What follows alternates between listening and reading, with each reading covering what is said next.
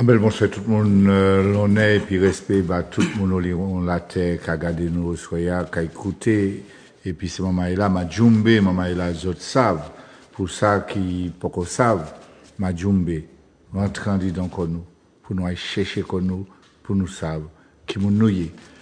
Qui donc, au soya, nous ni des mamans là qui, et puis nous ni, donc Georges Emmanuel Germani, qui a présenté quoi, et peut-être que vous connaissez lui tout partout. Nous ni tout Dominique Monotuka, qui a présenté quoi. Nous ni Roland Bosphore, et puis, toujours, et puis nous, eh bien, moi, envie dire, comment on va dire ça? En français, complice, Vicky Poulin-Catan, et qui laisse nous garder ensemble. Nous parler, des affaires, code Noël. Mais avant ça, maman est là. Dis des petits mots sous autres. Alors, on va commencer puisque. Alors, Dominique Monotuka, donc, moi c'est Mamaï Matinique. Et Maka réfléchi et pratiquer en l'eau, en l'air, s'annouiller, s'amoyer. Et qui m'en a traduit ça en perception et en pratique.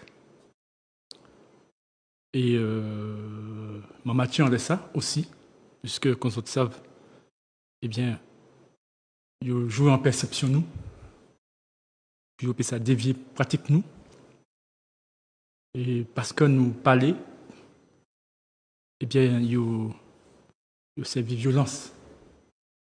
Et donc, il faut dégager tout ça. Mais c'est aussi un monde qui exerce un métier qui s'est appelé avocat. Donc, c'est un outil. C'est un outil comme on a servi pour s'avancer dans le chimère que tu comme on disait tout à l'heure. Donc, c'est ça qui est l'essentiel. Et puis, bon, Mazamache, il y a des livres en l'air, justement, sujet à nous allons parler aujourd'hui. Merci, Anchaï Dominique. Peut-être que nous allons Roland Bosphore un petit moment. Bye.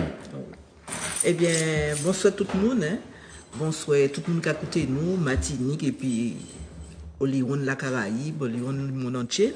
Alors, moi c'est Roland Bosphore, martiniquaise, mais je toujours dit que je profondément nordiste, nord-atlantique, sans région, je suis dans la région, puisque c'est originaire de la Trinité, mais région du Nord-Atlantique là qui est un petit peu qui délaissée, qui n'a pas parlé dit, eh bien, ancré à dans des pieds, moi, ancré à dans région là, parents moins, grands-parents moins, nous toutes nous des régions là. Alors, moi historienne, donc moi d'abord t'es professeur histoire à dans en lycée la Trinité. Et puis après, mon travail à la recherche au niveau du campus de Chelcher dans le groupe AIHP Géode. Mon Adam groupe Tala toujours. C'est un groupe qui est mené par le professeur Pascal Safache. Donc, dans recherche moins, mon accès travail moins sur les luttes sociales. Les luttes sociales depuis un temps période esclavagiste. Donc, ça permet moins toucher du doigt justement le code noir. Bon, ça permet moins de travailler en laissant. Mais les luttes sociales depuis un temps période esclavage jusqu'à maintenant. On travaille sur les luttes sociales jusqu'à maintenant. Et moi, mettais en lutte sociale au grand jour, en lutte qui était méconnue des Martiniquais, la fusillade de Bassignac. Et puis, moi, travaillé en d'autres ouvrages, moi, matché d'autres ouvrages, et qui permettent moi justement garder ça s'atteiller, et puis en perception un peu pas différente, mais en autre perception, en autre analyse de affaires Côte Noire. Monsieur Anchaï, avant Vicky nous un petit décatement les programmes nous au Soya, dis-nous, Georges Emmanuel Germani. Alors, moi, c'est mon maï matinique. À dans présentation, moi, t'ai qu'à retrouver comme moi. Parce que, effectivement, bon, moi, la matin, moi, qui est du sud Caraïbe, Rivière Salée. La Vieille Salée, c'est commune moi, pas côté la matin, moi, mais pas côté papa, moi, la Trinité, c'est le sud pour nous, puisque c'est Louvain Sainte-Marie, Gaumont qui t'est nous. Et donc, moi, sans en mamaï tout partout Martinique, moi, sans militant, qui pas qu'à militer encore, parce que moi, vini bâtonnier, moi, c'est avocat, Martinique depuis combien d'années, depuis un quart de siècle, et, moi, fait 2 années bâtonnier, qui a fini le 31 décembre.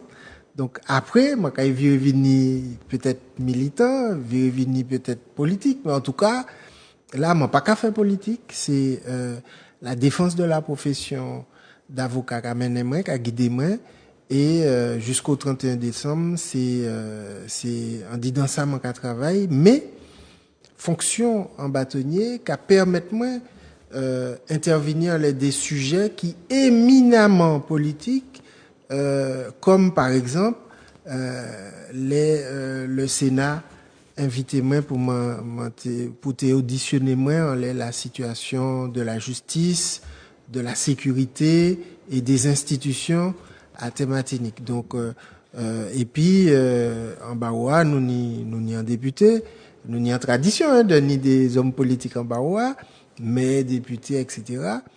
Et c'est Giovanni William qui est rapporteur du budget et qui auditionnait moi aussi par rapport à ça. Donc, fonction tala de bâtonnier, c'est une fonction qui très très qui n'est importance li, hein, qui fort, qui indispensable aussi dans une société et dit que sans nous savent droit c'est mon nom qu'à disparaître. Liberté d'expression, le droit à la santé, à la sûreté personnelle, toutes ces libertés à la capacité, parce que société a tout peut-être, pas société Martinique seulement, hein, société française, capacité peut-être, nous, oui, pendant la crise Covid, nous, oui, pendant les différentes actualités qu'a rimé le monde, et dit que faut qu'il y ait un vrai défenseur des droits, et même s'il y a créé un poste de défenseur des droits, mais c'est l'État qui fait, donc bon, et puis les réserves qui n'y, faut qu'il y ait un monde qui est indépendant et qui peut ça parler et porter en voix pour défendre au-delà, dit les avocats, les justiciables, le droit. Voilà. Merci Anchaï, Georges Emmanuel Zelmani, je veux bien comprendre que bâtonnier, avocat, nous avons des mamans droit et puis nous avons des mamans qui ont joué à l'histoire. Et comment nous avons ça au Soya, Vicky? Au Soya, effectivement, nous avons parlé, d'ailleurs, on a commencé par dire bonsoir tout le monde qui a regardé nous, bonsoir tout le monde Martinique. Nous avons commencé au Soya par aller garder les affaires code Noël là. Qui ça qu'a dit Zot? Qui ça qu'a dit monde Martinique? Qui ça y est, déjà, nous qu'a gardé ça qu'a bas.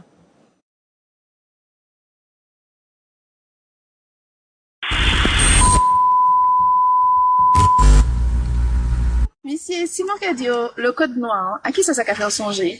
Le code noir. Alors, faudrait peut-être déjà à la base que je sache il s'agit de quoi. Parce que le code noir. Simon dit le code noir. Est-ce ça qu'a mis en bagage dans l'esprit? Qui ça qu'a fait songer? Ah, justement, parce que, assez normalement pas trop, aller haute information, trop machin, donc, conclusion, le code noir, ouais, c'est quoi, en fait? Simon qui a dit le code noir, qui ça qui a venu en tête? Code noir. Ça qui a venu en tête, moi. Code noir. Ça en passe ça? Ok, merci Ancha. Simon qui a dit le code noir, qui ça qui a venu en tête? Le code noir. Voilà, franchement, rien du tout. Franchement, là, ça me dit rien du tout.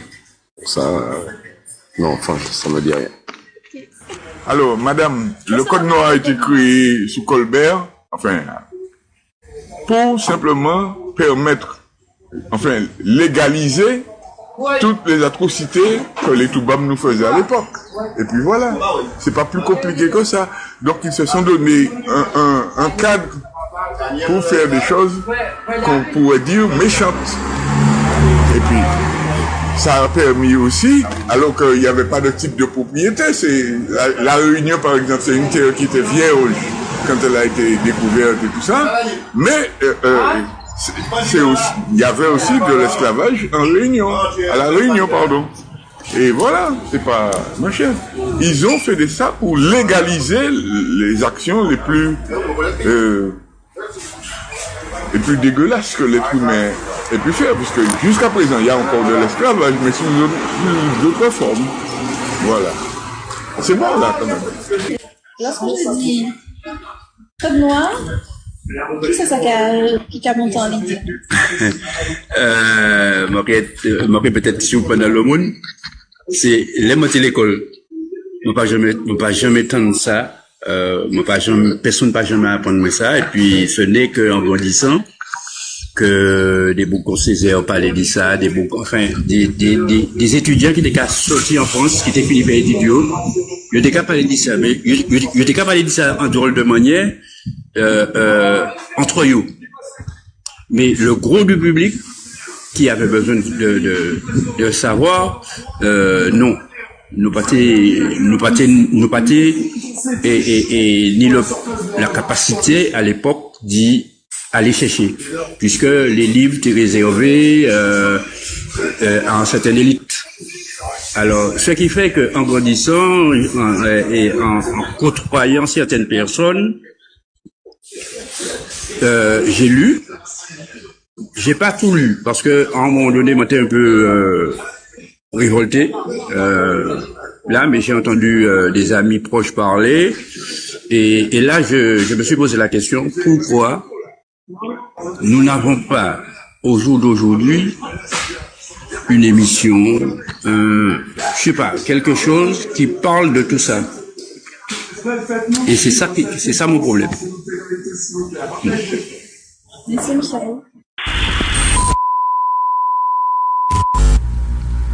Nous sommes au pied du plus haut sommet de la Martinique, le volcan de la Montagne Pelée. Tu sais, je t'ai pas emmené à la Montagne Pelée uniquement pour te montrer à quel point elle est belle. Anne-Emmanuelle Négy est responsable pédagogique à l'Institut catholique européen des Amériques.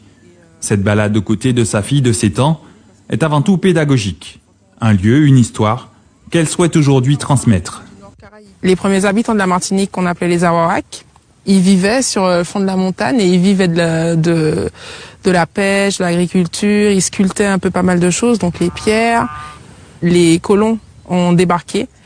Donc quand ils ont découvert bien sûr qu'on pouvait vivre de l'agriculture, la canne, le sucre et tout ce qui s'ensuit. Donc ils ont eu la mauvaise idée en fait tout simplement de déporter les peuples de couleur noire bien sûr, donc je parle d'Afrique.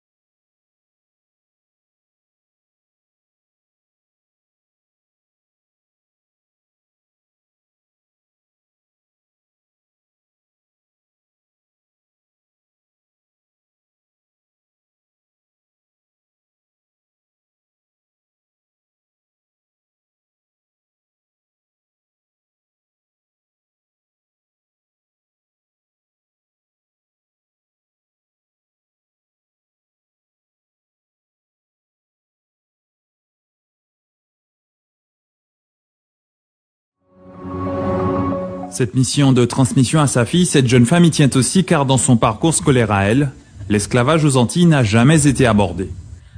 Si je n'étais pas soif d'histoire, je n'aurais pas connu spécialement ce qui s'est passé il y a longtemps. Donc j'en ai entendu parler de bouche à oreille. Mais si vous voulez me transmettre des livres ou qu'un professeur m'en parle, je n'ai jamais connu. On nous enseigne pas notre histoire spécialement. Donc j'ai été confrontée malheureusement souvent pas à des moqueries mais à des reproches d'autres collègues, par exemple d'îles anglophones qui eux avaient étudié leur histoire. Et je me rappelle un jour lors d'une réunion où on parlait un petit peu, on faisait un tour de table, je n'ai pas pu raconter grand-chose parce que tout simplement je n'y connaissais rien. L'histoire de son île, Anne-Emmanuelle l'a découverte aux États-Unis, grâce à quelques rencontres. C'est avec des amis américains quand je faisais mon stage aux États-Unis qui m'ont plus évoqué le fait de mon histoire et qui m'ont posé sur la table de livres. C'était Frantz Fanon et Aimé Césaire, mais je n'y connaissais toujours rien. Vivre sans connaître son passé, cette maman souhaite qu'il en soit tout autrement pour ses deux filles. Donc comme tu peux remarquer, la BD, c'est exactement, ça raconte exactement la même chose que dans le film, puisqu'il s'agit de la rue Cazeneuve. Anne-Emmanuelle se charge donc d'enseigner personnellement à sa fille l'histoire de l'esclavage aux Antilles, mais de manière ludique. Lecture de bande dessinée sur une tranche de l'histoire de la Martinique. Visionnage du film tiré du même ouvrage. Tous les moyens et outils pédagogiques sont mis à disposition pour faciliter la compréhension. En fait, on nous exploitait. T'as vu, par exemple, quand je te dis va faire le biberon de ta sœur, tu me dis arrête, t'es fatigué. Mais par exemple, eux, c'était tout le temps, va couper la canne, va faire ci, on les payait même pas, on les fouettait quand ils faisaient mal le travail. La monarchie a toujours soutenu la traite atlantique et l'esclavage colonial. Les enjeux économiques pour le royaume de France sont extrêmement importants. En 1685, Louis XIV va signer un texte, un édit, qui est connu sous le nom de Code noir. En fait, il s'agit d'un ensemble de textes législatifs qui, durant tout le XVIIIe siècle, va être augmenté. C'est Colbert qui est à l'initiative de ce texte, même si au moment de la signature, il n'est plus, il est décédé 2 ans plus tôt. Le Code noir, c'est donc un ensemble de textes extrêmement particuliers qui spécifie véritablement la manière dont les êtres humains vont être utilisés et exploités par leurs propriétaires. Mais c'est aussi un ensemble de textes troublants, car si les captifs devenus esclaves sont bien considérés dans ce texte comme des biens meubles, c'est-à-dire des biens que l'on peut déplacer tout simplement comme des mobiliers, il dit aussi ce texte qu'ils doivent être baptisés et donc ils doivent entrer, ces esclaves, dans la communauté chrétienne. Il y a quelque chose ici de très troublant, presque d'antinomique entre ces deux perceptions qui montrent bien que l'esclavage colonial est un système qui comporte en lui-même ses propres limites. Comment considérer des êtres humains baptisés et donc des chrétiens comme des biens meubles? Ce code noir ne s'appliquera que dans les colonies françaises, donc il ne légifère pas sur le sol de France, mais il va créer l'existence d'une catégorie d'individus qui n'existait pas jusqu'à présent, ce sont les personnes mises en esclavage.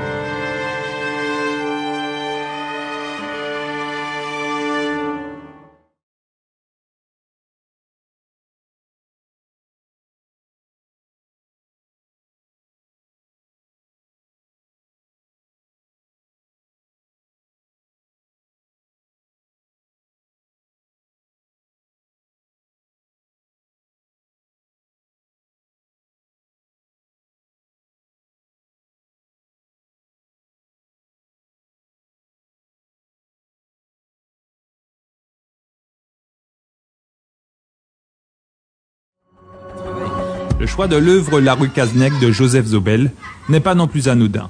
La rue Cazenec, ça raconte une histoire vraie surtout. Il faut savoir que ça a été tourné à Rivière-Salée, plus précisément à Petit-Bourg, où c'est un ancien quartier d'esclaves. On voit qu'on a encore des personnes qui sont domestiques chez des personnes un peu plus bourgeois. Donc voilà, donc tout ça est répertorié dans le film, donc j'ai trouvé très intéressant de lui montrer ça. C'est un film sur l'importance de l'éducation. L'éducation qui donc est synonyme de liberté.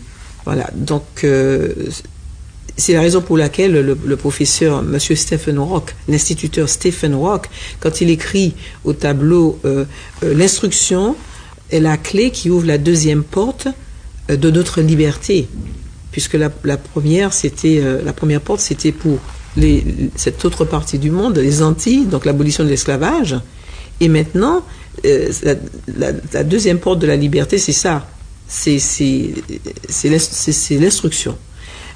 Et quand on a la chance effectivement d'avoir accès à l'instruction, accès à l'éducation, il faut saisir cette chance.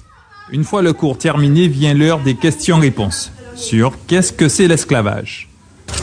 C'est méchant et c'est un combat aussi. Une réponse succincte et incertaine, mais qu'importe. Pour Anne-Emmanuelle Négy, il s'agit surtout de semer des graines qui germeront au fil des années.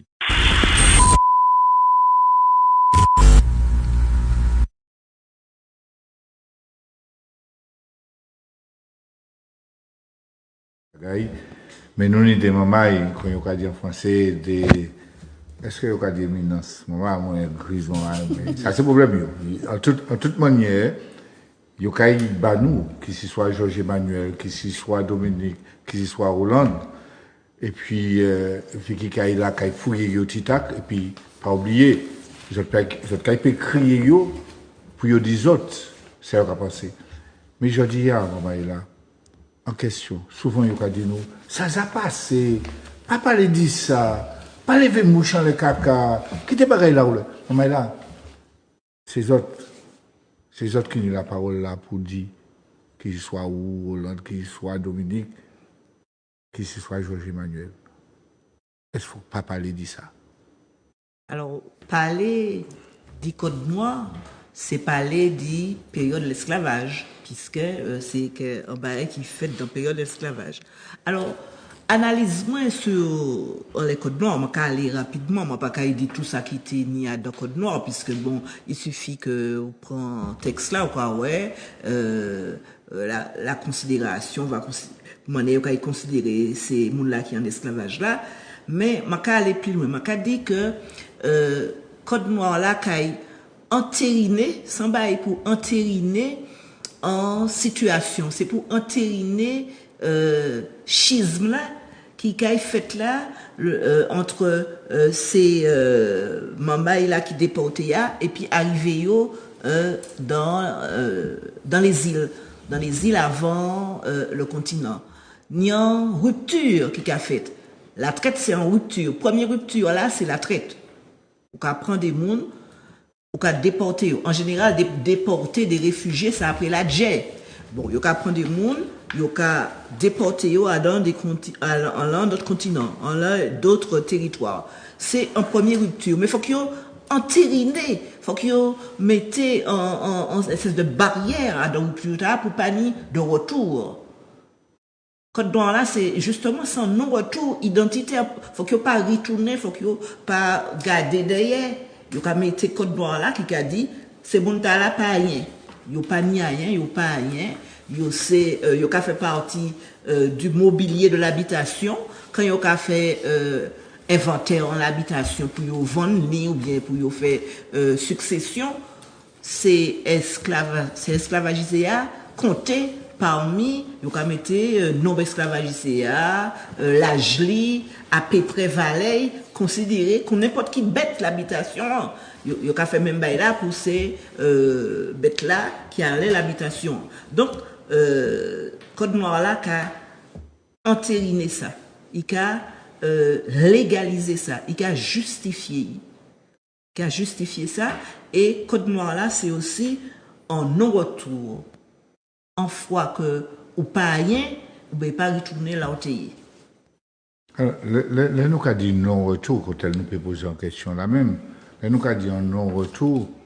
Est-ce que je dis, il y a bagaïta là, disparaître, Code noir disparaître. On va savoir, est-ce que. Alors, oui, c'est les juristes là qui ont la réponse là. Oui, m'en fait dire des petits mots de ça.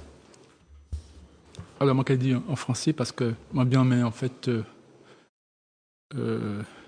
que un certain public comprenne. Ça, moi, qu'elle dit. En fait,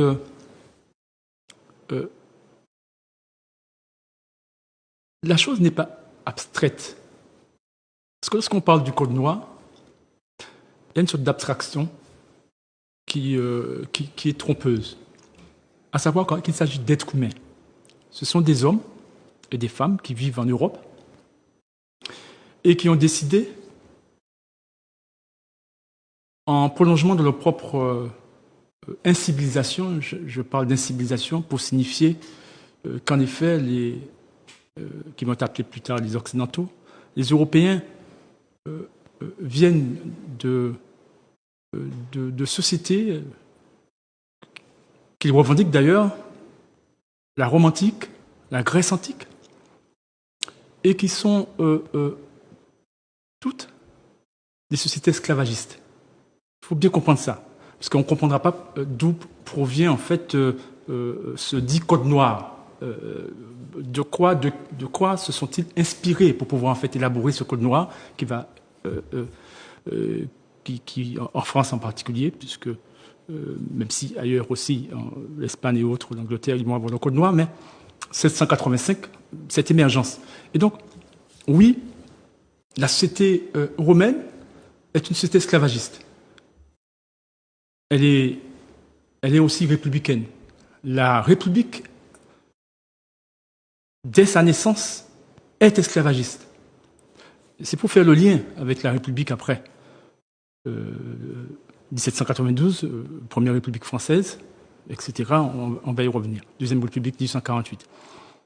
La Grèce antique est esclavagiste. Le citoyen, le concept de citoyen en droit, le citoyen, son émergence, c'est un esclavagiste par définition. On définit le citoyen est un esclavagiste. L'ordre, en fait, voilà. Donc, c'est de ces incivilisations, je parle d'incivilisation parce que là, on chosifie les êtres humains. Hein, il y a le statut d'affranchi, le statut d'esclave, en fait, voilà. Et la majorité de ces populations, de ces sociétés de l'époque, depuis l'Antiquité, est esclavagisée. Ce sont des esclaves. Les femmes, les enfants, bref. Il faut le savoir. Donc, dès lors, il y a ce prolongement. Et puis, il y a cette volonté d'aller conquérir d'autres contrées pour des raisons qui leur sont propres. Mais ce qui nous intéresse, en fait, c'est que ces Européens, ces hommes et ces femmes, en particulier surtout les hommes, vont décider à travers, en fait, leurs États, à travers leurs rois, à travers, en fait, leur gouvernement, hein, même si tout ça va évoluer dans le temps, on prendra différents noms, mais la dynamique est là, ils vont décider d'aller dans d'autres contrées et mettre en esclavage d'autres hommes et femmes. Et dès 1444, on retrouve en fait en Espagne, voilà, on retrouve en fait ça en fait en Afrique, il ramène des gens, voilà, et finalement va s'installer ce qu'on appelle le commerce triangulaire. Ils iront en Afrique, sortir d'Europe, ils iront en Afrique, ils iront dans les Amériques et pour implanter un système particulier qui est le système esclavagiste. Mais le modèle est là, la mentalité est déjà là. À part qu'ils vont considérer qu'en fait que ces êtres que sont nos ancêtres, ces hommes et ces femmes en fait d'Afrique, sont des êtres en fait les plus inférieurs du monde et méritent. Hein, ils sont indignes de l'humanité. La dignité, ça veut dire qu'en fait, bon, ils n'ont pas en fait, je dirais, les qualités naturelles pour être traités ainsi. Rappelez-vous, 1550, à Valladolid, en Espagne, en fait, le roi Charles Quint, ils vont décider de débattre, à savoir si les dits indiens, c'est comme ça qu'ils vont les nommer, amérindiens en fait d'Amérique, en fait, sont des êtres humains ou pas, s'ils ont une âme, et finalement, eh bien, ils vont opter en fait pour oui, a priori, mais entre les cas, s'agissant des Noirs, ils n'en ont pas, et donc ils méritent en fait d'être esclavagés. Donc c'est ce qui va se faire. Et donc voilà le début. Donc comprenons, et dès lors, qu'est-ce qui va se passer?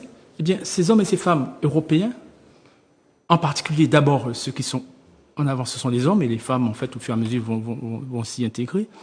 Mais ces hommes et ces États vont arracher des hommes et des femmes du continent africain pour les emmener dans une autre société, de leur société pour aller les implanter dans une autre société, qui est particulière, cette société, puisqu'elle est esclavagiste. Donc, c'est un ordre particulier. Et cette société leur réserve des statuts particuliers. En droit, j'entends, statuts d'esclaves, de meubles et d'affranchis, qui sont des statuts très précis et qui se caractérisent substantiellement en droit comme des statuts qui dénient la qualité d'être humain aux êtres humains. Le statut d'affranchi, de meubles, d'esclaves. Voilà. Et donc, voilà, en fait, l'ordre que l'on appellera juridique, lorsqu'on appellera, en fait, qui prendra le nom de code noir, en fait, l'ordre, en fait, qui va régir, en fait, ces hommes et ces femmes. Et donc, je souhaitais rappeler ça, hein, ce rapport d'être humain. Et donc, et je dirais aussi, pour l'instant, qu'en réalité, pour répondre à cette question, le rapport à maintenant, figurez-vous qu'en fait, je vais en faire la démonstration tout à l'heure, que l'État français n'a jamais aboli le code noir, et il est encore en fait opérationnel à travers en fait ce que l'on a communément appelé le statut d'assimilation juridique, et qui correspond en fait au statut d'affranchi. Mais je le répète, en fait, le code, contrairement à ce que l'on laisse croire, en fait, le décret du 27 avril 1848 n'est pas venu abolir l'esclavage, l'ordre esclavagiste. L'État français a choisi non point d'abolir le système esclavagiste en avril 1948, mais a souhaité, en fait, puisqu'il n'a pas choisi l'abolition immédiate. Il a choisi, parce qu'il y a deux options possibles, en fait, face à ça. Il y avait dans le débat, il y avait deux options. Soit l'abolition immédiate, donc on abolit maintenant, ici et maintenant, et c'est terminé. Soit l'abolition progressive. Et donc là, ça s'étale sous le temps. Et c'est cette option que l'État français a choisie. On fera la démonstration tout à l'heure pour permettre en fait tous les spectateurs de bien comprendre. Et donc, dans ce choix, qu'est-ce qui va se passer? Eh bien, finalement, l'État ne va jamais, réforme en réforme, l'État français ne va jamais abolir l'esclavage jusqu'à présent. Jamais il y aura un texte en fait qui va venir en fait mettre fin à ce système, à ce code noir. Donc, je donnerai les éléments tout à l'heure. Nous savons bien que nous sommes historiens, nous sommes juristes, avocats, et ni des bagailles par rapport à ça, peut-être qu'il dit d'autres bagailles, Georges Emmanuel, Germanie, mais il y a une question qui a venu là en Cabèche-Moins, petit code noir. Alors, code, parce que dès que la monarchie française va s'installer au pouvoir de façon stable et durable, elle va vouloir imposer, puisqu'on sait que la France a été un temps tiraillée entre les Jacobins et les Montagnards. En fait, toute l'histoire du centralisme français est autour des luttes contre les féodalités et pour un centralisme parisien. Et donc, le code noir, c'est comme n'importe quel autre code ou édit du roi, c'est une norme, une règle qui est faite pour unifier les pratiques. C'est une loi, en fait. Et là, le Code noir arrive pour normaliser les pratiques sous les colonies, les pratiques des colons, les pratiques des esclaves, les pratiques de l'Église, et il faut qu'on en parle. Personne n'en a parlé ici, mais c'est très important. C'est une façon pour le roi de France et pour l'Église catholique, puisqu'il est à la fois une autorité civile, politique, militaire, mais également une autorité religieuse. Donc c'est l'occasion pour l'Église catholique et pour l'État français, puisque l'État c'est lui, d'asseoir une autorité royale. C'est ça, le Code noir, on pose l'autorité du roi de France et l'autorité de l'Église catholique. Et quand je dis l'autorité de l'Église catholique, les premiers articles montrent qu'on est d'abord dans des règles religieuses. Premier article, on bannit les Juifs, on les exclut du commerce de l'esclavage. Parce qu'il faut savoir que les Juifs étaient pourchassés un peu partout, ils voyaient leurs biens confisqués sur la terre de France, donc ils se sont lancés massivement dans le commerce d'esclaves, dans l'esclavage. Ils avaient les bateaux, les assurances, etc. Et là, on s'en prend à leur business, si j'ose dire. Et donc, le premier acte du Code noir, c'est un acte antisémite, puisque on les prive du droit de faire du commerce de l'esclavage. Et puis, les articles qui suivent sont aussi sur la matière religieuse, puisqu'ils portent sur l'obligation, presque la condamnation, l'obligation de se baptiser et l'interdiction de pratiquer un autre culte, avec toutes les sanctions qui vont bien. Et ça montre le lien entre l'Église et l'État. Donc, si l'État, par la loi Taubira, a été jugé criminel contre l'humanité, à ce titre, l'Église catholique aussi est criminelle contre l'humanité. Et aujourd'hui, il y a en Martinique beaucoup de catholiques fervents, pratiquants, sincères, qui ignorent que s'ils sont catholiques, c'est parce qu'il y a 300 ans, on a obligé, sous peine de sanctions très, très importantes, on a obligé leurs ancêtres à se convertir, à renier leur foi, leur religion, leurs identités, leurs rites, leurs coutumes, leur culture. Et c'est important qu'on en parle en cette période de fête des morts, de Toussaint, parce qu'il faut que les Martiniquais sachent que, en Bafeï, ces gens qu'on a christianisés de force ont conservé une partie de leur rite africain en pratiquant le culte des morts. Et c'est pour ça qu'on est dans les cimetières à la Toussaint. C'est pas parce qu'on est catholique, hein, parce que la Toussaint, c'est la fête des saints. Et il y a un jour pour les saints, la Toussaint. Mais le deuxième jour, le jour pour les morts, ça, c'est africain. Et c'est pour ça qu'on est dans les cimetières. C'est parce qu'on est resté quelque part dans les pratiques qu'on retrouve dans le vaudou, dans la santeria, dans le candomblé, dans toutes ces pratiques qui nous viennent de l'Afrique. Je sais que ça va troubler un peu les fervents catholiques qui vont au cimetière là ce week-end, mais il faut qu'ils le sachent. Si vous êtes dans le cimetière ce week-end, ce n'est pas parce que vous êtes catholique, mais parce que vous êtes vaudouisant. Et donc, c'est d'abord, donc, comme je le disais, en premier lieu, un crime religieux, un crime catholique.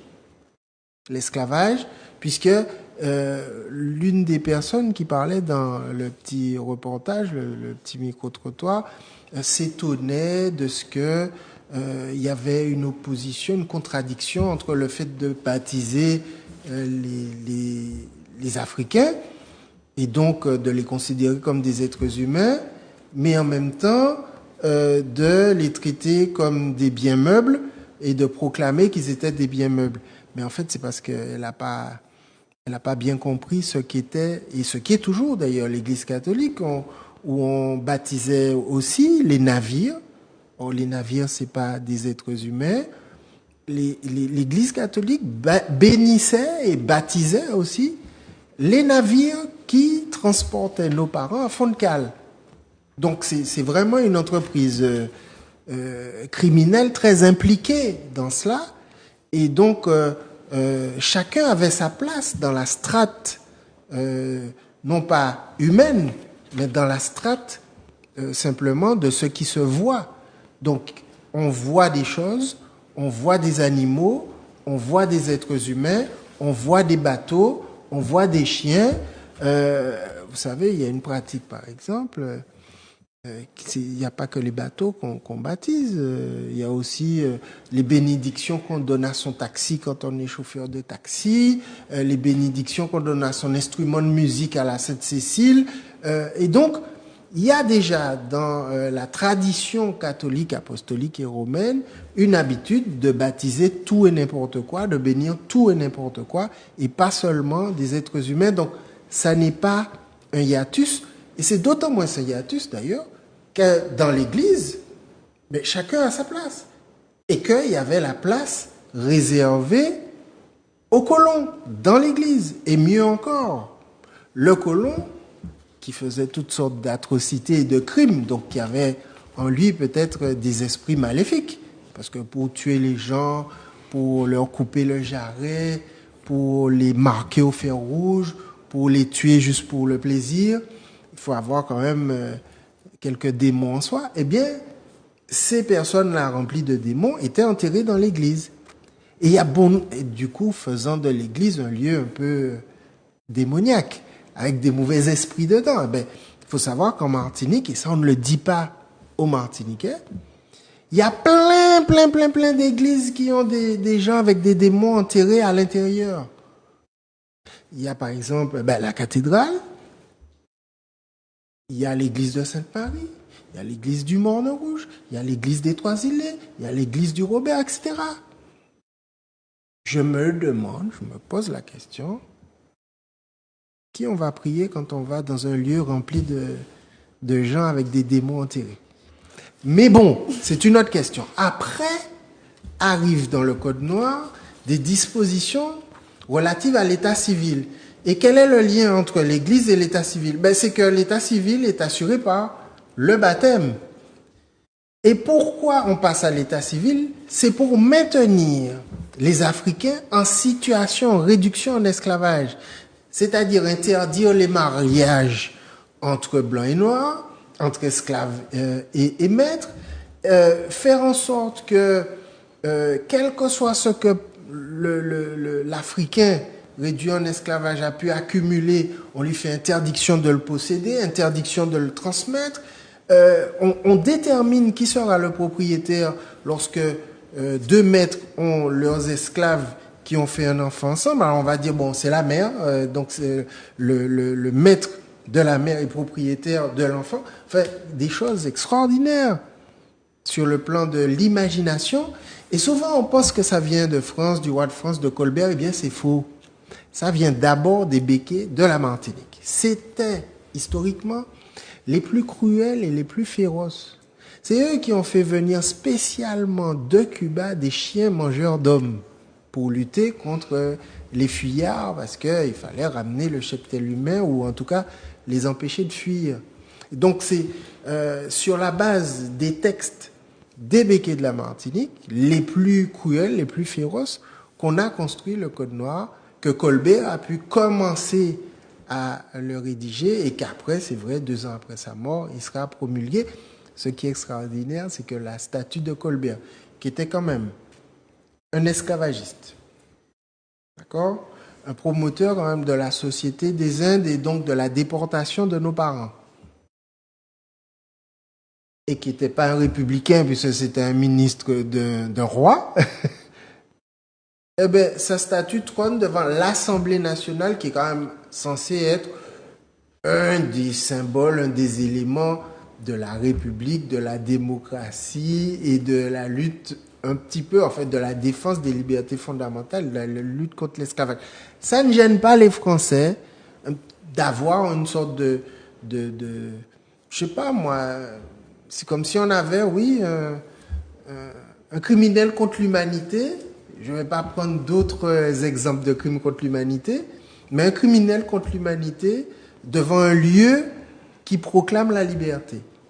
Ça ne les gêne pas. Pourquoi? Parce que ça appartient à leur patrimoine, ils en sont fiers. Exemple, quand on pense France, on pense Louis XIV, on pense Fleur de Lys. Mais la Fleur de Lys, c'est comme une croix gammée. Ça ne peut pas être autre chose que l'apologie d'un crime contre l'humanité, puisqu'on marque au fer rouge les esclaves en fuite sur l'épaule. Donc c'est des signes qui ne gênent pas les Français et qui ne gênent pas non plus les Martiniquais qui ne sont pas au courant parce qu'on n'a pas mis ça au programme scolaire. Je suis content qu'on ait parlé de ma commune, Rivière-Salée, qui est la commune la plus connue de Martinique au monde, puisque c'est le seul film qu'on ait fait sur une ville de Martinique qui a fait le tour du monde, etc. Bon, eh bien, Rivière-Salée nous raconte l'histoire du Code noir après le Code noir. C'est-à-dire, lorsqu'on pense qu'il n'y a plus le Code noir, eh bien, la pratique qu'on voit à Rivière-Salée, c'est les enfants qui travaillent, qui ne vont pas à l'école. C'est une exception si Joseph arrive à aller à l'école. Mais les autres, enfin, c'est José. Voilà, José, mais c'est José, c'est Joseph. Voilà. Donc, c'est une exception s'il arrive. Mais tous les autres sont privés d'école. C'est aussi, ça questionne l'ascenseur social, la promesse d'égalité, la promesse dite républicaine. La base même de la République française, pour ce qui nous concerne, c'est le décret d'abolition. Or, dans cette base-là, elle est déjà verrouillée, puisqu'on indemnise les maîtres. Et ça renvoie au Code noir, c'est-à-dire ils sont propriétaires, on les indemnise en rachetant leurs propriétés, et nous, descendants de ces propriétés rachetées, nous sommes la propriété de la France. C'est ça notre lien avec la France. Juridiquement. Hein? Oui, par la fond, donc, en toute manière, nous avons venu, professeur d'histoire, nous parler de l'école, mais il y a tellement de choses à dire sur ça. D'après nous avons faire ça dans une année et demie, mais nous avons réalisé, faut nous en mois, en les OTV à Domadjumbe pour nous faire ça. Mais Vicky, nous avons obligé de prendre une respiration, oui. Le temps que nous revirons dans les plateaux, et puis si les gens qui ont envie de crier, d'avril, il y a un bagage qui pour talent, maman est là. Nous voyons bien comment il y a ce maman là qui explique, historien, avocat qui explique bagage là. Faut nous pas honte connaître l'histoire nous. Richen ça, faut nous pas honte connaître l'histoire nous. Vicky. Nous n'avons pas anti-respiration. Nous sommes dans l'eau bagage qui mène chez nous. Bon, en respiration, mais toujours les mêmes thèmes là quand même. Hein? Donc, il y a les au bord la Guadeloupe, il y a des qui s'appellent Maïki qui a dit nous, qui a parlé de nous, qui a parlé nous dit là il débatté. On nous garder ça.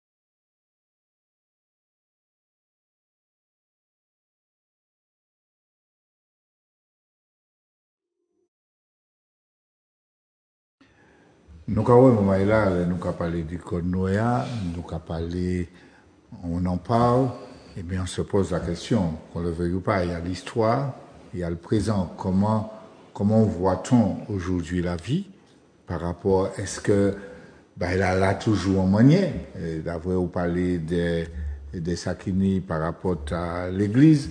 Bon, maman est là, nous pas là qu'à jouer personne, hein, mais nous avons dit, ça, nous avons estimé, hein, sur Georges Emmanuel qu'a dit, c'est qu'il savent ça qu'a dit, ni nous ni un historien qui l'a, moi ça moi combien de temps à l'école ou apprendre ça, est-ce que tout livre nous ni ça pour monter ça? Alors ou bien est-ce que nous attendons l'arrivée grand? Non, c'est-à-dire que ni des bagailles faut qui parallèles et puis qui étaient difficiles. Alors ça dépend dit conviction professeur histoire là. Nous t'es des groupes, on t'es dans un groupe où nous t'es quand même Dominique Tekadi, nous t'es des militants. Nous t'es des militants, faut qu'on pas oublier que m'arriver à l'histoire, c'est parce que c'est un jour qu'a parlé pas moi et pas moi qu'a dit moi Bonaparte c'était un dictateur. Ça alors comment t'as appris Bonaparte l'école? C'est un dictateur. Ben oui, il a allé tout partout faire la guerre pour un pays monde comme ça. Et c'est dans ça fait moi chercher et m'arriver, c'est là m'arriver connaître la première abolition en Guadeloupe, c'est ben là. Donc nous étions des militants, nous étions dans un groupe d'historiens militants et nous étions en ouverture et nous entrons dedans. Nous étions dit nous pouvons régionaliser les programmes. Alors nous étions prendre, nous étions fait parler, on va parler de la résistance en France parce que j'étais en lycée, donc il faut que tu parles de la guerre et puis il faut qu'on parle de la résistance. Eh bien, nous avons décidé la résistance, nous avons parlé de dissidents, c'est une forme de résistance. Nous avons parlé de, nous avons introduit dans, nous avons dit enseignement nous des exemples de régionalisation, des exemples sur les géographes, sur les historiens, nous avons introduit ces exemples-là. Donc, tu dis débat là, tu dis là premièrement. Et puis, deuxième bail là, où tu es dans l'union des parents d'élèves, où connaît ça y est. Les parents qui disent, ah oui, il y a dans l'union des parents d'élèves, mais madame telle, n'oubliez pas qu'il y a le bac à la fin de l'année, il n'y a pas ça au programme du bac. Ça, on peut dire, pardon, non, pas ni ça au programme du bac, on peut dire, il y a Jean Moulin, la résistance, mais on peut dire, les dissidents martiniquais. Quand c'est fait, on la comprendre, etc. Puis, ni des parents qui a dit, pas parler de ça, bah, il chaud. Je t'ai fait mon remarque là, madame t'ai fait mon remarque là, grand-papa moi t'ai parlé de ce chama et la grand-père qui était esclave, comme ça. Parce que ça chama elle a dit parents, comment il dit ça, madame l'a dit moi papa et grand-parents, pas t'es esclave.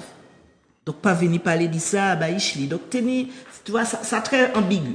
Nous t'ai essayé faire ça nous paix et m'a croire que je parler d'innoter plus en avant qui les autres, mais tenir un certain groupe de professeurs histoire, tant au lycée général qu'au lycée professionnel de Trinité, où nous avons essayé mettre les choses en avant, tenir moi Léotin, tenir M. François, tenir M. Armand Nicolas. Donc, tenir des mondes comme ça, tenir M. Louison, tenir des mondes comme ça qui t'a fait que nous t'avons bien dit essayer. À l'heure actuelle, la régionalisation des programmes, ça va aller plus loin, parce qu'il y a des livres. Alors, on passe aussi, puisque moi pas enseignant encore, on passe aussi c'est enseignant qu'a utilisé toujours, mais ni livres, ni plusieurs livres qui fait en l'air l'histoire de la Martinique et puis l'histoire de la Caraïbe. Mais c'est pas des livres qui c'est des livres scolaires, hein, des manuels scolaires, hein, mais c'est pas des manuels qui, qui utilisés peut-être dans tous les lycées et tous les collèges. Donc voilà le point. Nous avons un chemin qu'il y a fait. D'après, moi, pas ça aussi, c'est Dominique ou bien Georges Emmanuel qui dit le code noir n'a jamais été aboli. C'est bien ça, il n'y a pas. Expliquez-nous, pour que nous entende ça, oui, ça veut dire. Tout à fait. Ça, c'est important, en fait, d'y comprendre ça. Et je crois qu'en fait, que c'est d'autant plus important que il est difficile de concevoir que des jeunes qui sont, par exemple, à l'université, en Martinique, par exemple, et qui ont vocation, en fait, à faire émerger une vision pour ces hommes et ces femmes qui vivent sur ce sol martiniquais, qui doivent prendre pour l'avenir, à un moment donné, ils vont devoir prendre des décisions pour la collectivité humaine que nous constituons, être en fonction. Il est difficile de penser en fait qu'ils puissent être véritablement efficaces, être dans le discernement sans connaître c'est quoi le Code noir, comment c'est organisé et en quoi en fait il est structurellement maintenu aujourd'hui encore. Et donc, je disais tout à l'heure que l'État français a choisi l'abolition progressive et non immédiate du système esclavagiste. Et lorsque je dis ça, je vais démontrer en fait ce que je dis de façon à ce qu'on comprenne ce que ça signifie. Puis, il y a un autre aspect aussi qui est très important, comprendre en fait le Code noir. C'est que lorsque, en fait, un État décide d'abolir un système esclavagiste, le système esclavagiste qui le concerne, eh bien, il a substantiellement, là, dans le cas d'espèce, il avait trois possibilités, si je puis dire. Soit fonder cette abolition sur le droit naturel, et dire que parce que ils sont naturellement, parce qu'ils sont en vérité des êtres humains, naturellement des êtres humains, et par conséquent, ils doivent bénéficier du statut d'être humain.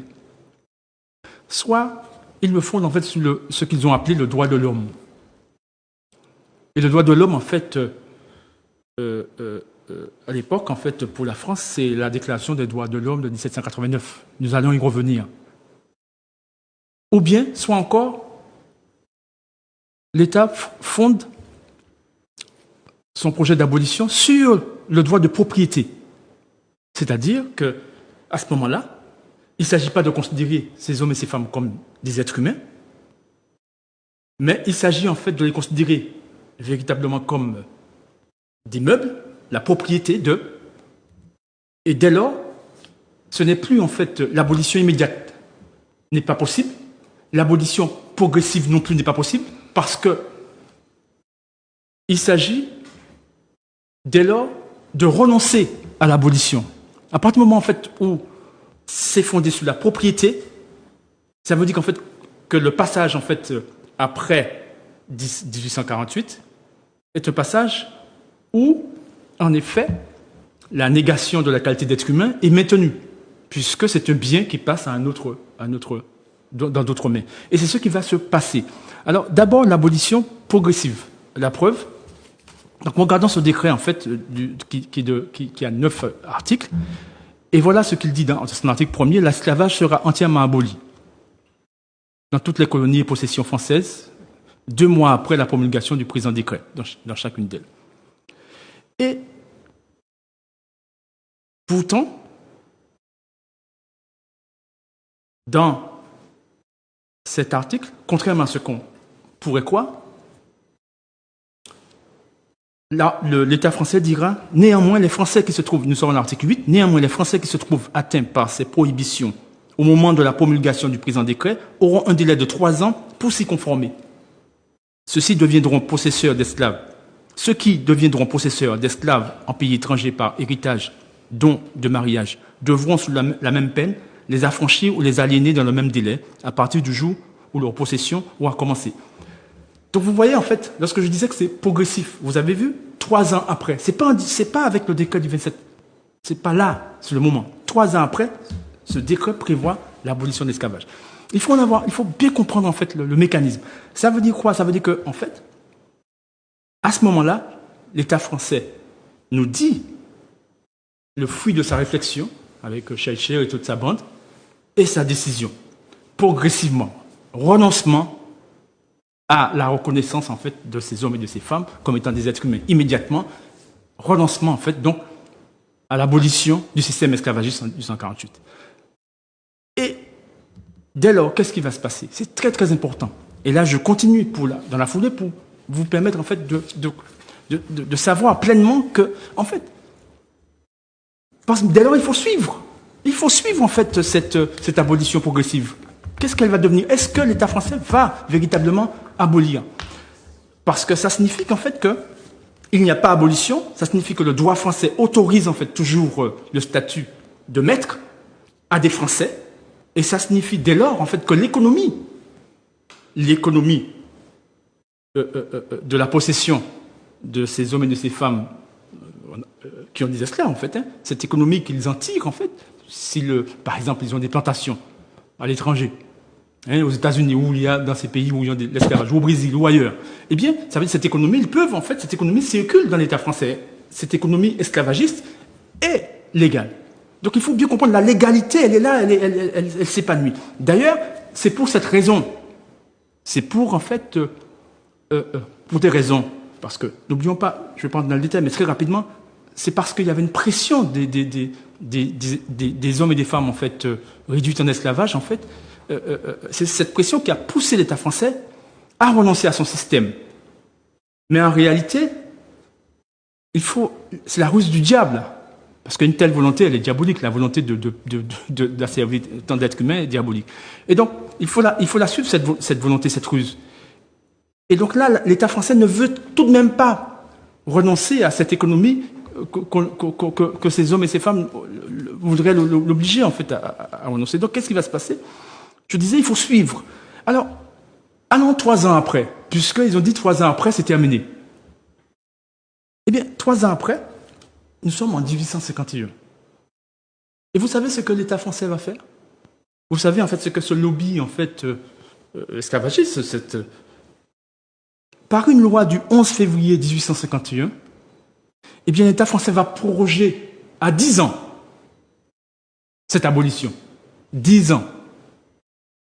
Ce qui nous sommes en 1851, et donc par conséquent va modifier cet article 8. Et je vous lis cette loi du 11 février 1851. Le délai que l'article 8 du décret du 27 avril 1848 accorda aux Français établis à l'étranger pour affranchir les esclaves dont ils sont possesseurs est fixé à 10 ans. Je vous épargne en fait toute cette manigance parce qu'ils ont dû se calmer et je dirais tous ces hommes et ces femmes qui subissent et qui continuent à subir ce système, en fait, ils ne sont pas attentifs à ces choses-là. Les choses sont subtiles. Ils ne sont pas attentifs à ces choses-là. Et puis, ils sont dans la survie en réalité. Et donc, mais nous poursuivons le droit. Il faut bien comprendre le mécanisme. Et donc, il n'y a pas d'abolition 10 ans plus tard. Et maintenant, évidemment, il y a des débats au Parlement, etc., pour justifier, pour dire, mais non, la France, en fait, va s'appauvrir, en fait, de la concurrence internationale, on a besoin de cette économie, etc. Il y a tout ça, hein, voilà, il y a tout ce débat, et des rapports, etc., pour justifier ça. Et puis, 10 ans après, je dirais, en tous les cas, nous sommes en 1858, puisque 48, 10 ans après, 58, ça revient, il faut débattre. Qu'est-ce qu'on fait de cet article-là qui a été modifié, amendé? Et le lobby, il est là. L'État français, il est là. En parallèle, rappelez-vous que l'esclavage n'est pas aboli aux États-Unis, par exemple au Brésil ou au Cuba, etc. Hein. Il y a plein d'autres pays où l'esclavage, la chose va, tout va. Hein. Bon, donc ça veut dire qu'en fait que nous sommes dans un monde en fait toujours où l'humanité des Africains et de leurs descendants en fait est radicalement contestée. Je dis radicalement, y compris là, vous le voyez là, l'État français. 10 ans plus tard, ils vont prendre en fait une loi du 28 mai 1858. Qu'est-ce qu'elle va venir dire cette loi? Rappelez-vous, c'est progressif. Donc il n'y a pas d'abolition pour l'instant. Eh bien, je vous lis le contenu de cette loi. Le paragraphe 2 de l'article 8 du décret du 27 avril 1848 est modifié.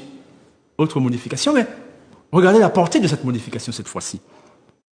Est modifié ainsi qu'il suit. 2 points. Le présent article n'est pas applicable aux propriétaires d'esclaves dont la possession est antérieure au décret du 27 avril ou résulterait soit de succession, soit de donation entre vifs ou testamentaires, soit de convention patrimoniale. Fin de citation. Vous avez entendu? Le présent article n'est pas applicable aux propriétaires d'esclaves dont les possessions, etc. Donc ça veut dire quoi?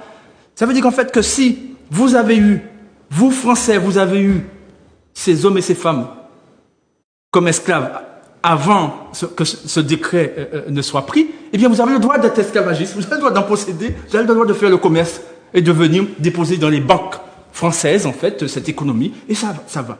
Il n'y a pas eu d'abolition d'esclavage en France. Je continue dans l'analyse de cet article. Où résulterait, donc avant le décret, ou bien résulterait soit de succession, héritage. Donc si vous avez hérité, vous Français, vous avez hérité en fait d'hommes et de femmes en fait, vous avez le droit de les garder et d'être esclavagistes dans le droit français. Ou bien une donation entre vifs, vous recevez ça comme donation, ou encore convention patrimoniale, mariage. Vous avez le droit, si vous par mariage en fait, voilà, etc. Donc comprenez bien ça, c'est déterminant. Si, en fait, on n'a pas ces connaissances-là, on ne peut pas comprendre, en fait, comment les choses se font, se défont. Et finalement, eh bien, on passe à côté de notre propre existence sociale, sociétale. Et donc, qu'est-ce que ça veut dire? Vous avez compris cet article? Ça veut dire que dès lors, eh bien, l'esclavage ne sera jamais aboli. Et vous savez ce qui va se passer? Eh bien, les Français, l'économie, l'esclavage va continuer en France, parce que par ce biais. Et vous savez ce qui va se passer? Ce n'est que parce que dans ces pays-là où, en fait, ces 10 étrangers font le va-et-vient, etc., où il y a l'esclavage, par exemple, aux États-Unis, ce n'est que lorsqu'en 1865, pour les États-Unis, la guerre de sécession, ils vont abolir l'esclavage. Ça va entraîner la ségrégation, toujours la négation de l'humanité de ces hommes et de ces femmes, mais ils vont enlever certains statuts pour maintenir d'autres, toujours des statuts d'humanité. Et donc, vu que ça a été aboli là, eh bien, ces Français ne peuvent plus. Mais ça signifie aussi que s'il y avait l'esclavage là, on peut activer, le Français peut venir activer ce droit et dire, mais ce droit n'a pas été aboli, je l'utilise.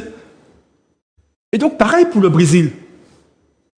Le Brésil, en fait, c'est en 1885, ça a continué, et bon, il a fallu que, sinon, ça continuerait pour la France, ça continuerait. Et le droit permet la mise en esclavage, en fait, des Noirs, dans des conditions, là. Mais pas seulement ça, le droit français a définitivement validé la qualité, en fait, de sous-humain de ces hommes et de ces femmes, en fait, que nous sommes, nous, là. Et c'est ça, la réalité juridique. Et donc, je reviens donc sur ces deux points dont j'ai fait état tout à l'heure. Le choix qui existait entre l'abolition progressive ou l'abolition immédiate. L'État français choisit l'abolition progressive. Et deuxièmement, le choix entre l'abolition fondée sur le droit naturel, ou encore le droit de l'homme, ou encore sur le droit de propriété. L'État français va écarter le droit naturel, va écarter le droit de l'homme et va retenir le droit de propriété. Et je le répète, à partir de ce moment, eh bien, nous nous retrouvons en fait dans la situation où, parce que le Code noir n'est pas aboli, le système esclavagiste n'est pas aboli, eh bien, nous nous retrouvons sur le plan strictement juridique dans la situation d'une vaste réforme, c'est-à-dire la disparition de certains statuts de déshumanisation, le statut de meuble d'esclave, mais une généralisation du statut d'affranchi. Et qu'est-ce qui caractérise, et je terminerai là pour l'instant, qu'est-ce qui caractérise tous les statuts du Code noir réservés à ces hommes et ces femmes, africains, africaines et leurs descendants, y compris le statut d'affranchi, c'est que, bien évidemment, aucun de ces statuts ne bénéficie de ce qu'en droit on appelle en fait la capacité de jouissance du droit de faire du droit.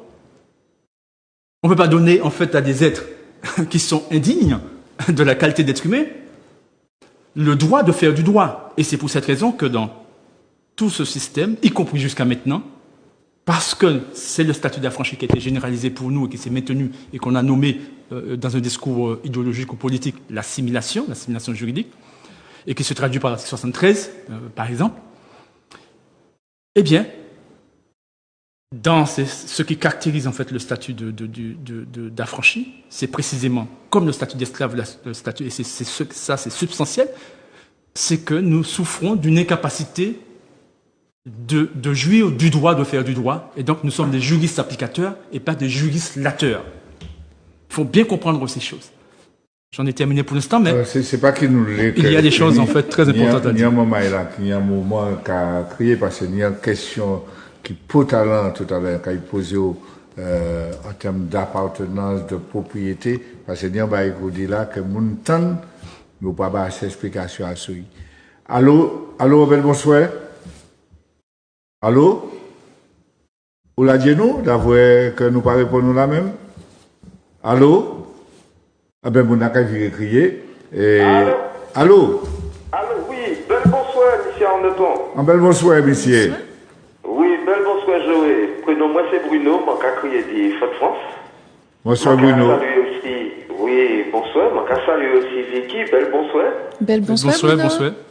Oui, et puis merci, c'est vidéo. Ça a illustré l'émission, et puis mon cas saluer Grégory qui, à la réalisation et au standard d'émission, et Mano qui a dirigé Zouk TV et téléspectatrices et téléspectateurs. Bel bonsoir aussi à inviter autres. Alors, bel bonsoir mon boss fort Roland. Et bel bonsoir messieurs, parole alphabétique, Germanie, Georges Emmanuel et Monotuka Dominique. Alors, merci Mamadjoumbe, merci pour l'émission. Sujet d'actualité, puisque mon regardé qui descend dans les colons, qui détiennent 80% des richesses martiniques, alors qu'il y a représenté en dizaines de milliers de monde qui m'ont envie d'y faire riche entre eux. Et ces autres-là, les descendants esclaves, la plupart, il y a 50 000 qui ont touché RSA, Martinique. Donc, injustice là continue, crime contre l'humanité a continué. Nous, c'est rare, envie de pays au monde, nous, ça a fait encore. L'Afrique du Sud, ça finit. L'apartheid terminé. Et, m'en tenais ajouter aussi que, moi, c'est vrai, c'est les dettes marrons. En nous songeant tous ces dangers à éviter. Les punitions yoténi, les exemples yotéka parce que les yotéka mutiler les monde, ça t'est devant tout le monde, même si mon maï. Après nous apprenons qu'il y a des chiens qui ont mangé le monde, juste des pirates qui t'ont serré, qui t'ont trahi, ils ont fait beaucoup de commerce et puis ils ont livré. À l'époque, pas de portable, pas de carte, pas de boussole, pas de éclairage, pas de lampe, pas de rien. Pas me tenir en coupe là pour couper ces vieux hommes là. Là, c'est vraiment raide. Donc, c'est vrai au ACO. Et ma carigoté aussi, qui esclavage là fini, ils ont passé colon l'argent. En dédommagement de ces esclaves là, ils ont prend. Et ces esclaves là, partis de zéro, même question d'éducation, ils ont tenu en retard. Ils ont pas qu'à aller à l'école.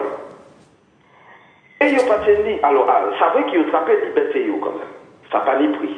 Mais, contrairement à ce qui était fait en Amérique, ils n'ont pas tenu ni bête, ni tête.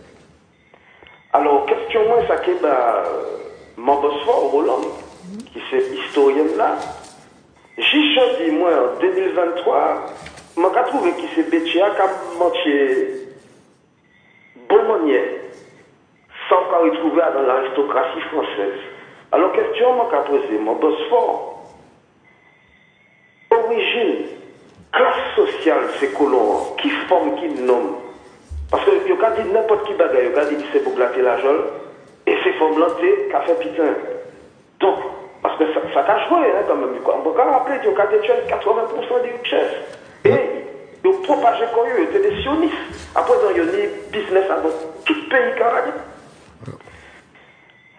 Alors, côté yo pour faire venir Martinique, Voilà. Et puis, deuxième question, c'est, est-ce que vous pouvez nous, mon Bosphore, nous, y a des héros en plus des Romains. Pour nous c'est la vie de France là, nous, yo, place là, yo mérité. Alors, merci à tous tout Bamadjoumbe, et moi, j'espère que mon Bosphore, il traite télégénique, qui peut répondre à ces questions. Merci encore, Joël, Vicky, mon Bosphore, messieurs Germanier, Monotuca. Pas de problème. Au cas de réponse, mais Roland, quand il réponse là, d'avoir nous quand fait quand même anti-respiration, une débarrasse à faire, ça va être passé, mais trop vite. Trop vite. Bon. Merci Joël. Bye bye Oui. la famille. À plus tard. Vicky, est-ce que nous apprenons anti-respiration? Oui, nous apprenons anti-respiration vite pressé quand même. Faut nous prendre quand même. Nous aller garder qui manière nous célébrer un bagage qui fondasse encore nous c'est chiver grainer nous. On nous garder puis et kanga.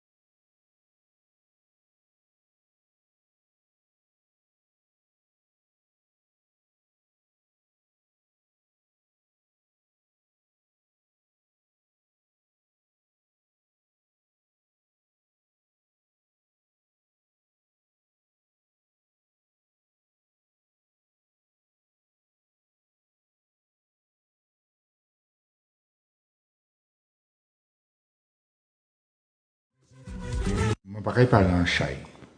L'animoun, téléphone n'a qu'à brûler, maman est là. Allô? Allô? Oui, nous avons dit, assez coûte d'avoir temps qu'à passer les nous, nous avons mis nous dehors. En bel bonsoir, nous avons écouté. Bonsoir. Bien, bonsoir. Bonsoir. Bon, il y a 5 personnes dans le plateau.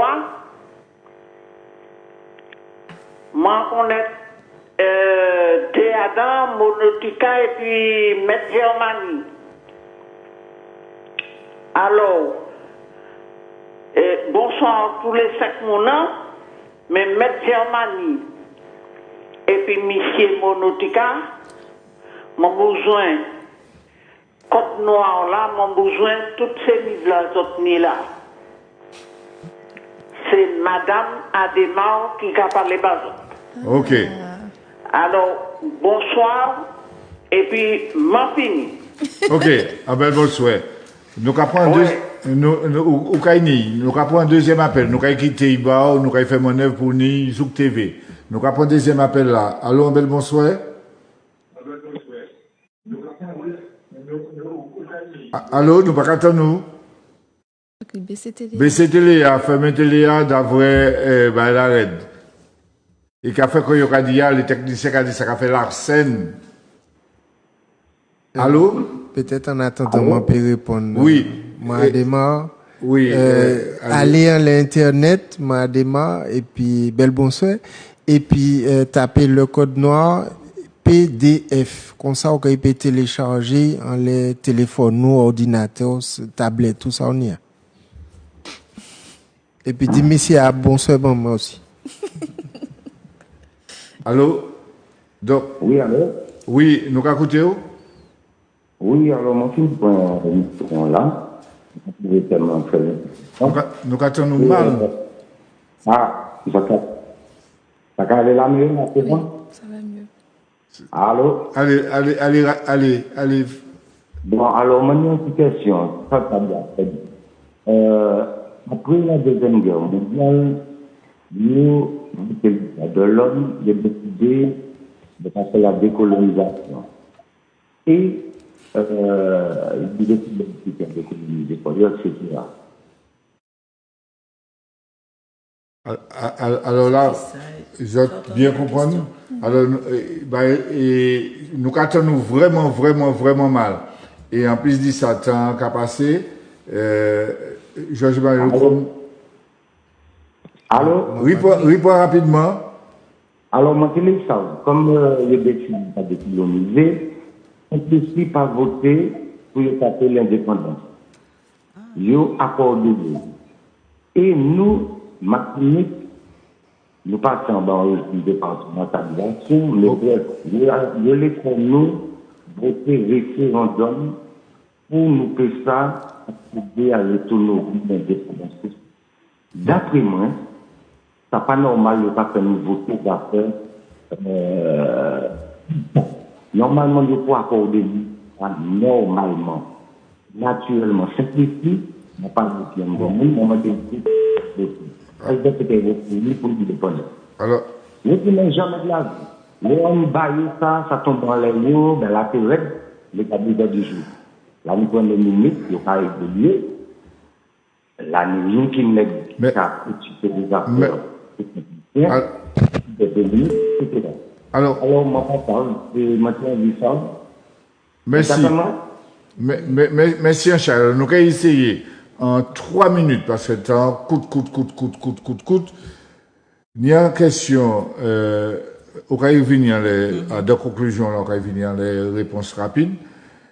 Georges Emmanuel, on t'a dit un bagaille, là où parce qu'après nous t'es des meubles, des bagailles, la France pratiquement acheté nous en l'emmène ces colons. Donc, c'est pour ça que nous avons parti dans la France, c'est ça, nous avons dit un bagaille comme ça. Est-ce qu'on a changé en 1981, François Mitterrand entré président. Il est entré président de la France, il y a un gouvernement social-communiste, et puis il a décidé comme quoi il a nationalisé certaines entreprises. Et le Conseil constitutionnel, qui est une sorte de gardien de du respect de la Constitution, teni pour apprécier la constitutionnalité de loi là. Alors la droite qui était affolée dit ah non, on peut pas priver les gens, les personnes privées de leur propriété privée. Et le Conseil constitutionnel affirmait en principe comme quoi l'on nationaliser un bien qui appartient à une personne privée, faut qu'on baille en indemnité. Mais ça possible d'y nationaliser. Eh bien, c'est ça qui était fait avant 1848, et puis le décret du 27 avril, en article 5, Victor Schellcher prévoit, dans le décret, que l'Assemblée nationale déterminera la quotité pour indemniser les béquets et les colons, les propriétaires d'esclaves. C'est-à-dire que c'est un processus de nationalisation qui fait en les personnes dites esclaves, qui étaient en fait les Africains, et donc là on y un bœuf qui tord, là on y un chien qui tord, là on y un chat qui tord, là il fait petit, là il met bas, et ben petit assez tord, et ben même manière la France achetait grand-papa noir, hier grand-papa noir, hier grand-maman nous, yo fait nous c'est propriété yo. En tête yo, mais juridiquement, dans le système de valeur yo. Et c'est pour ça, les maîtres monotiques à cadou comme ça, rien pas changé, rien pas aboli, c'est le système d'affranchissement. En fait, système légal là, il a toujours. On a dit ça. Dominique, écoute, passer. Oui, tout à fait. Oui, ils ont un éveil demi. Oui, en complément, justement, dit ça, Georges-Emmanuel Tekal dit là. Alors, là, je vais vous donner des éléments. Allez écouter. Voilà, tout à fait, des éléments. Voilà, tout à fait, très rapidement. Je disais tout à l'heure, en fait, que l'État français avait choisi, pour fonder son abolition, le droit de propriété.